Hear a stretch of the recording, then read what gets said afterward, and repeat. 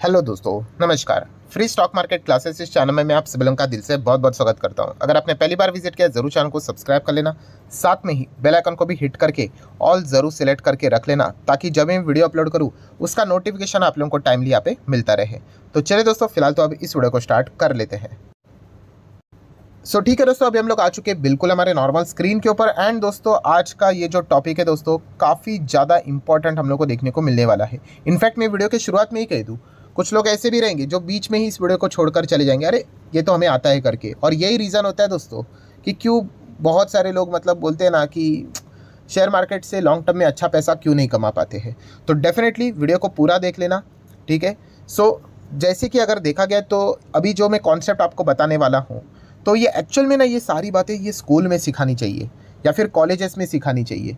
But देखा गया तो ये सारी चीज़ें स्कूल कॉलेजेस में कवर किया ही नहीं जाता है फाइनेंस के हिसाब से अगर मैं बात करूँ। एंड अगर इनकेस अगर किया भी होगा तो एक लाइन में किधर तो किया होगा, जस्ट एज अ फॉर्मेलिटी, किसी को याद भी नहीं हुआ होगा। और इसीलिए अभी काफ़ी सारे लोगों के अलग अलग टाइप के कमेंट्स यहाँ पे हम लोगों को देखने को मिल जाते हैं, अलग अलग टाइप के क्वेश्चंस वो बार बार यहाँ पे पूछते रहते हैं। जैसे कि अगर मैं बात करूँ कि लॉन्ग टर्म की बातें यहाँ पे क्यों की जाती है, ठीक है। एंड लोग की अगर हम लोग बात करें, बड़े बड़े लोगों की भी अगर हम लोग बात करें, बड़े बड़े मतलब रिचेस्ट लोगों की भी अगर हम लोग बात करें, शेयर मार्केट में भी जो अमीर लोग रहते हैं उनकी भी अगर हम लोग बात करें, दुनिया भरों की अमीर लोगों की बात करें, तो वो शेयर मार्केट में निवेश करते लॉन्ग टर्म के लिए करते हैं।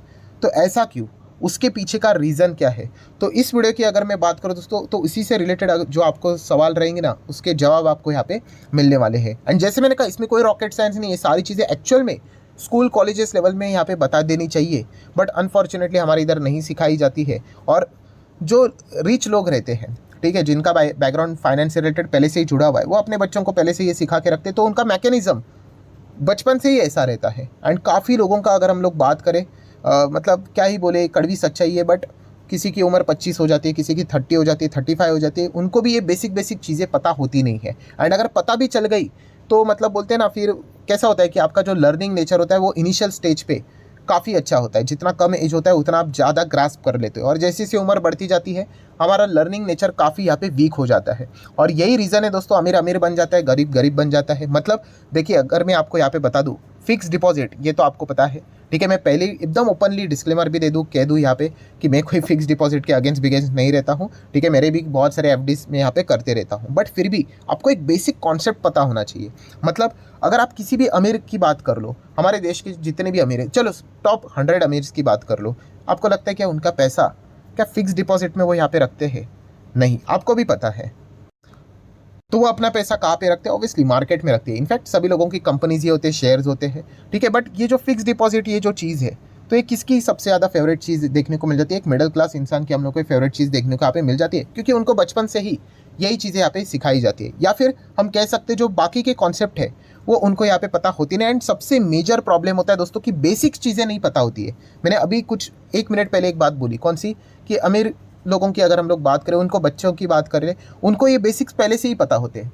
बट एक नॉर्मल आम इंसान की बात करें, उनको ये बेसिक पता नहीं होती, या फिर अगर उनको पता चले तो बहुत लेट पता चलता है। और जैसे मैंने कहा कि जितना लेट आपको पता चलेगा उतना आपका एप्लीकेशन लो हो जाता है। एप्लीकेशन मतलब क्या? आप एक कान से सुनते हो, दूसरे कान से छोड़ देते हो। अभी कौन से कॉन्सेप्ट की यहाँ पे मैं बात करने वाला हूँ, जैसे मैंने वीडियो की शुरुआत में भी कहा कि बहुत सारे लोग अभी इधर से ही वीडियो को छोड़ देंगे, अरे इसकी बात करने वाले थे, हमें तो ये आता है। और इसीलिए वो क्या कर लेते हैं, एक्शन नहीं ले पाते, जस्ट ऊपर ऊपर से देख लेते हैं। और सबसे बड़ा प्रॉब्लम यही है दोस्तों कि रूल ऑफ 72, यस, ये बहुत सारे लोगों को इसका प्रॉपरली एप्लीकेशन पता नहीं है, इसका आउटकम क्या होता है वो पता नहीं है। एंड इसीलिए यहाँ पे हम देखा गया तो मैक्सिमम लोग हम लोगों को एफडीज की ओर ज़्यादा जाते हुए देखने को मिले, जो कि गलत बात नहीं है, बट इन चीज़ों को आपको समझ में यहाँ पे आना चाहिए। तो ये रूल ऑफ 72 हमें क्या बताता है?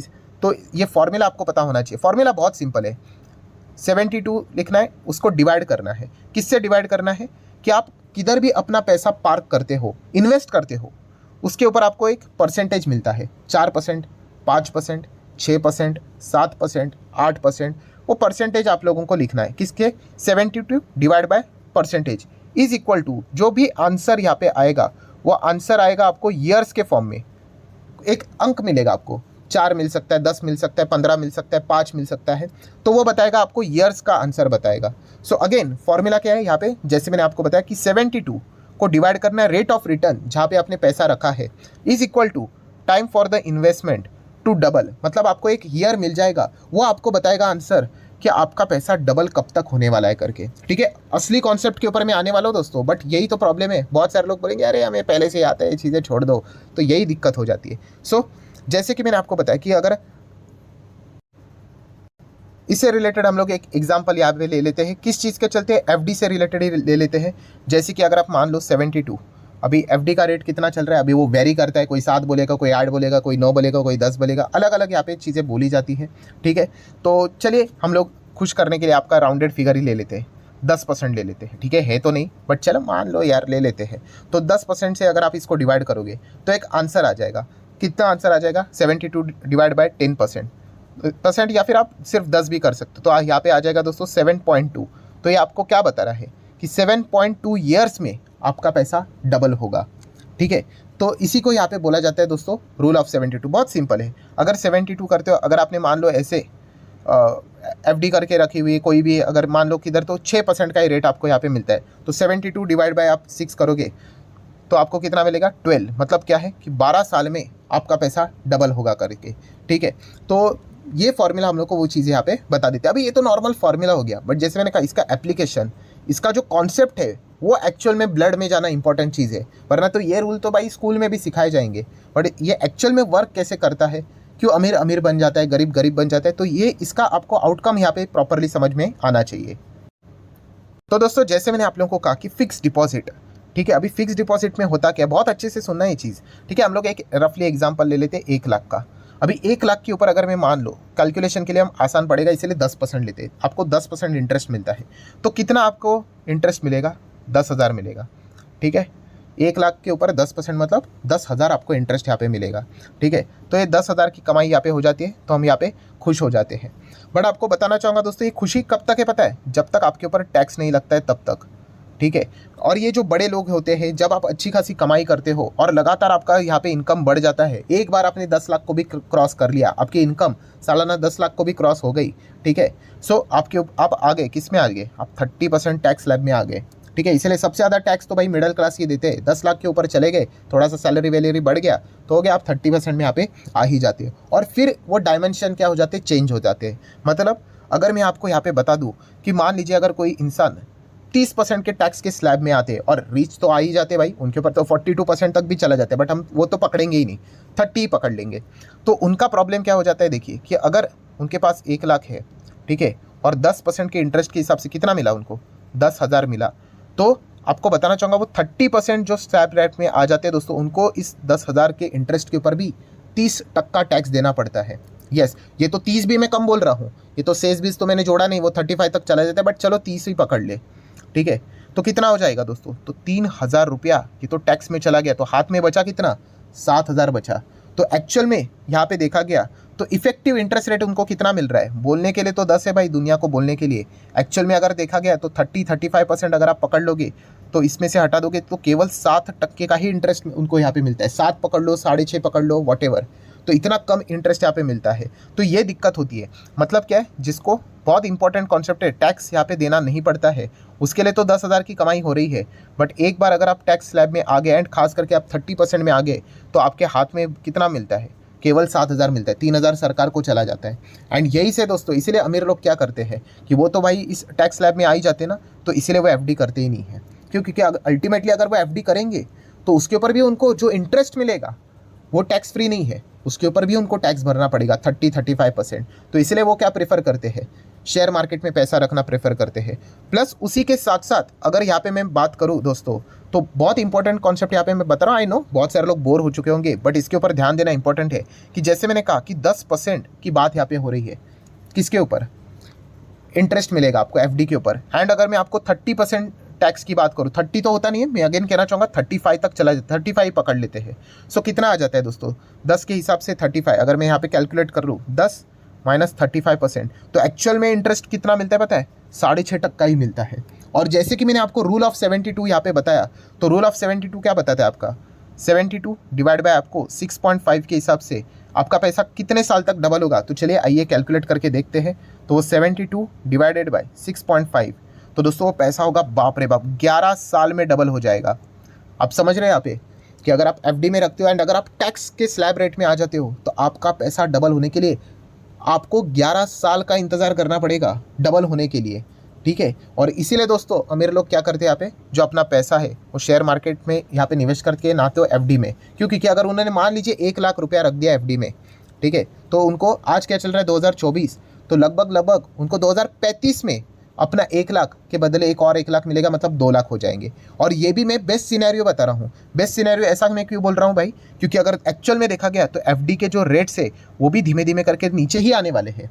ये तो हम लोग बेस्ट रेट की बात करें भाई, 10% थोड़ी ना कांस्टेंट रहता है, 6.5% इफेक्टिव रेट थोड़ी ना कांस्टेंट रहेगा भाई, वो 10 का नीचे आएगा, 9, 8, 7, 6, 5, 4 भाई, फिर बात करने की ज़रूरत नहीं। एक्चुअल में अगर देखा गया ना तो एक्चुअल में ये जो डबल होने का जो ये है भाई 15-15 साल लग जाएंगे यहाँ पे एक्चुअल में अगर देखा गया तो, क्योंकि एक ज़माने में भी एफडी 15% 16% मिलती थी, ठीक है, आज तो नहीं मिलती है। क्यों? क्योंकि जितना हम लोग आगे बढ़ेंगे ये इंटरेस्ट रेट कम ही होने वाले हैं, ठीक है। भविष्य में तो 2% 3% ऐसा रहेगा, इसलिए लोग फिर मार्केट में आते हैं। आपने देखा है डेवलप जो कंट्रीज होते हैं वहाँ पे इंटरेस्ट रेट ही नहीं होती, कितने सारे कंट्रीज तो नेगेटिव इंटरेस्ट रेट में काम करती है, ठीक है। तो बताने का मकसद क्या है दोस्तों, कि आपका पैसा मतलब नॉर्मली अगर देखा गया 1 लाख को डबल होने के लिए लगभग 15 साल इंतजार करना पड़ेगा अगर एफडी में रखा तो, क्योंकि भविष्य में भी रेट यहाँ पे और नीचे यहाँ पे होने वाले हैं। और वहीं पे शेयर मार्केट की अगर हम लोग बात करें, शेयर मार्केट में क्या होता है कि अगर हम लोग देखें तो 5 साल में अगर आप इंडेक्स लेवल की भी बात कर लो, ठीक है, निफ्टी 50 की भी बात कर लो, ETF की भी बात कर लो, तो क्या होता है रफली मोटा मोटी 5 साल में डबल हो जाता है, ठीक है, 5 साल में डबल। क्यों? क्योंकि मार्केट का अगर हम लोग एवरेज रिटर्न देखें तो 14% के आसपास निकलता है। अभी 14% को अगर हम लोग रूल ऑफ 72 के हिसाब से कैलकुलेट कर ले, 72 डिवाइड बाय 14 तो कितना आता है 5 साल 5.14, चलो राउंडेड पकड़ लो, 6 साल पकड़ लो।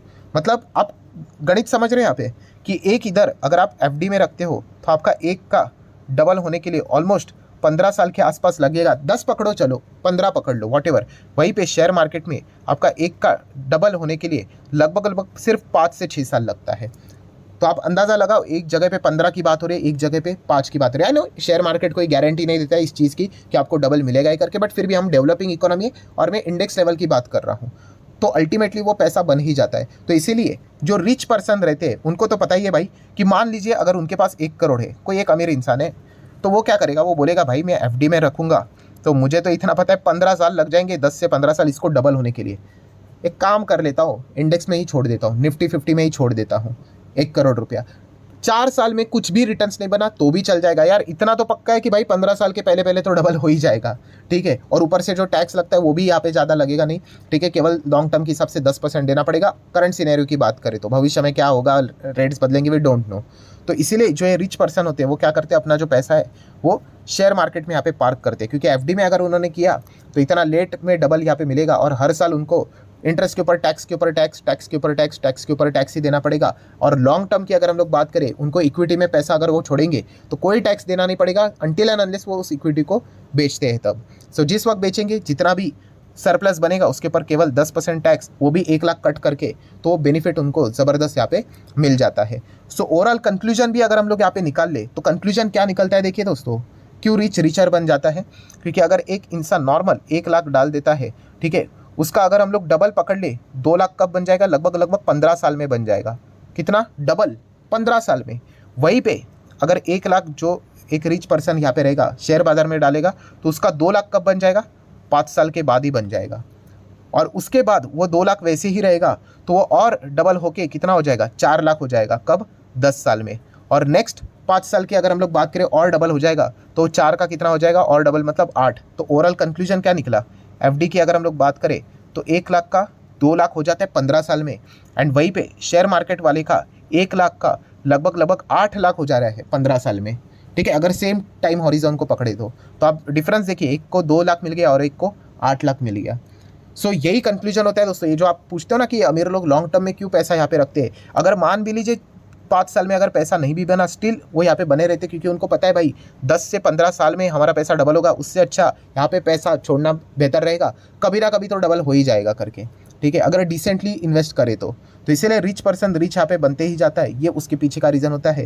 एंड पुअर पर्सन मतलब क्या हो जाता है कि रेट्स एफडी के नीचे नीचे नीचे नीचे ही हो जाते हैं, और इन्फ्लेशन तो भाई ऐसे ऐसे ऐसे ही होते रहते हैं। और इन्फ्लेशन का जो एक्चुअल कैलकुलेशन होता है उसमें तो ना तो मेडिकल एक्सपेंसेस आ जाते हैं, ना तो स्कूल की फीस आ जाती है, उसका तो इन्फ्लेशन अलग से ही रहता है, ठीक है। तो इसीलिए अगर देखा गया तो सर्वाइव करना और भी ज़्यादा मिडिल क्लास में क्या हो जाता है, टफ हो जाता है।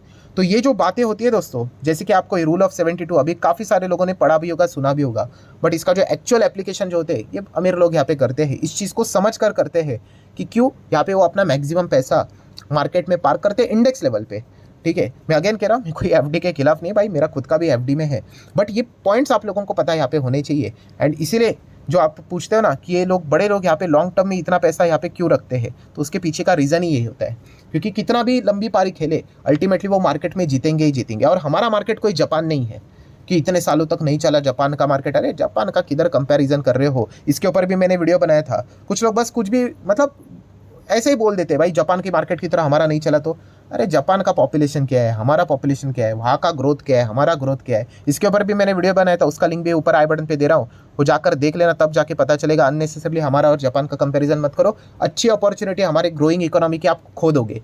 दुनिया भर के इन्वेस्टर आके हमारे मार्केट में पैसा डाल रहे हो और आप डरे रह रहे हो, ठीक है। तो जितना हो सके दोस्तों सारी चीज़ें मैंने यहाँ पे कवर करनी है। आई नो वीडियो काफ़ी ज़्यादा थियोरेटिकल था, बट फिर भी अगर आपने इस वीडियो को आखिर तक यहाँ पे देखा है तो जस्ट कमेंट सेक्शन में यस करके बोल देना, तो एक मुझे जस्ट फीडबैक मिल जाता है भाई कि कितने लोग इन चीज़ों को सीरियसली देखते करके, वरना बहुत सारे लोग तो मुझे पता है बीच में ही वीडियोस को छोड़ देते। सो ठीक है दोस्तों, आशा करता हूँ वीडियो हेल्पफुल लगा होगा, तो चाहो तो लाइक एंड शेयर कर सकते हो। एंड उसी के साथ साथ हमारा एक और चैनल है, आपको पता है SM किसी करके, तो इसको भी फॉलो कर लेना। ओरिजिनल चैनल को भी फॉलो करना, 1.84 मिलियन वाला चैनल है। ऐसे फेक चैनल्स बहुत मिलेंगे, सेम लोगो रख लेते हैं, ठीक है, सेम टाइटल रख लेते हैं, थंबनेल रख लेते हैं, तो संभाल कर लेना। ऐसे चैनल से ओरिजिनल चैनल को ही फॉलो कर लेना।